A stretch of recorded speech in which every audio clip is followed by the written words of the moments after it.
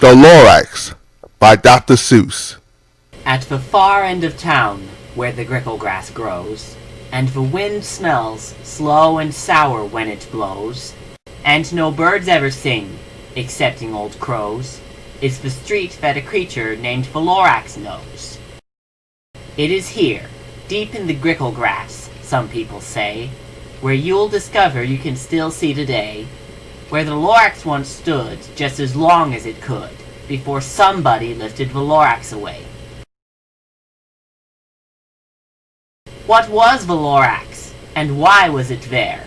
And why was it lifted and taken somewhere from the far end of town where the grickle grass grows? The old Once-Ler still lives here, and he's the only one who knows. You won't see the Once-Ler. Don't knock at his door. He stays in his lurkum on top of his store. He lurks in his lurkum, cold under the roof, where he makes his own clothes out of myth-muffered moof. And on special dank midnights in August, he peeks out of the shutters, and sometimes he speaks, and tells how the Lorax was lifted away. He'll tell you, perhaps. He'll tell you, perhaps, if you're willing to pay. Now, I will tell you, he says, with his teeth sounding ray, now how the Lorax got lifted and taken away. It all started way back, such a long, long way back. Way back when the grass was still green, and the pond was still wet, and the clouds were still clean, and the song of the swami swans rang out in space. One morning I came to this glorious place, and at first I saw the trees, the truffulent trees, the bright-colored tufts of the truffulent trees, mile after mile in the fresh morning breeze. And under the trees I saw brown barbaloots, frisking about in their barbaloots suits, as they played in the shade and ate truffulent fruits. From the ripped pond came a good comfortable sound of the humming fish humming while it splashes around. Under the trees, happy dappy barbaloots. Under the trees, in our barbaloot suits. Under the trees, eating truculent fruits. Holy succulent, mellifluous, deliciously, delifluous, sweetly succulent, fluous, truculent fruits. Summertime's a comin', under the trees. Hummin' fish a hummin', under the trees. Under the trees. Oh, these glorious, splendibulous, splendorious, spendibulous, dandy, flandy, flimbulous, truculent trees. But those trees, those truculent trees. All my life I've been searching for trees such as these. Their touch were much softer than silk, and they had a sweet smell of fresh butterfly milk. I felt a great leaping of joy in my heart.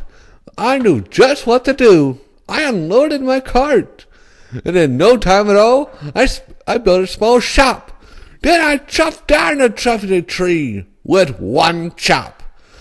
And with that grateful skill and speed, I took the soft tuff and I knit it up need. The instant I finished, I heard a gazap. I looked and saw something pop out of the stump. Of the tree that I chopped down, it was sort of a man. Describe him? That's hard, but I don't know if I can. He was shortish and oldish and brownish and mossy, and he spoke with a voice that was sharpish and bossy. Mister, I am the Lorax. I speak for the trees. I speak for the trees have no tongue. Am I asking you, sir, at the top of my lungs? What's that thing you made out of my tuff? Lorax, there's no cause for alarm. I chopped down just one tree. I'm doing no harm. I'm being quite useful. This thing is a need of finding something that old people need. It's a shirt. It's a sock. It's a glove. It's a hat. But it has other uses. Yes, far beyond that. You can use it for carpet, or pillows for sheets, or curtains, or covers for bicycle seats. Sir, you are crazy with greed. There is no one on earth who would buy that fool's sneed. But for the very next moment, I proved he was wrong. For just at that moment, a chap came along, and he thought the thing I knitted was great. He bought it just for $3.98. I laughed at the Lorax. You poor silly guy. You never told me what people will buy. I repeat, I speak for the trees. I'm busy, I told him. Be quiet, if you please.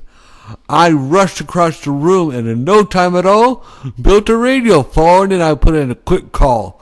I called on my brothers and uncles and aunts. I said, listen here. Here's a wonderful chance for the whole Once-Ler family to get mighty rich. Get over here fast. Take the road to North Nitch.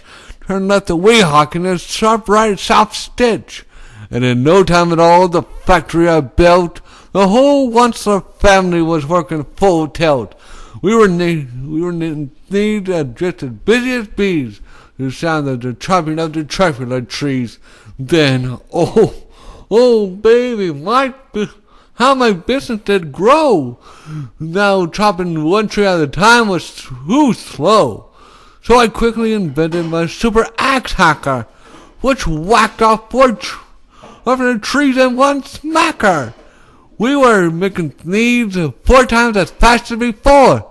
And that Lorax, he didn't show up anymore. Certainly, we all have come across situations in our weeks and years where we are happy for things that have gone well. For the feeling of being productive, creative, successful, profitable, these are good things. We do well to remember our gratitude for thee.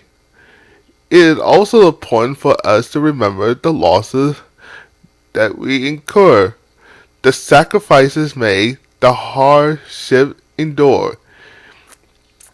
It is well to share the sorrow as well as our celebration, that we may know that each is made more meaningful when understood by the community we respect and support. Quite often, we will see the irony of how some of our most profound joy can somehow be linked to sorrow, and from our sorrow, joy has the power to rise up. Now is the time in our service where the love that binds us together is spoken aloud. If you have a joy or concern, that by sharing with the caring concern of this community will bring a measure of healing or a moment of happiness, we invite you to.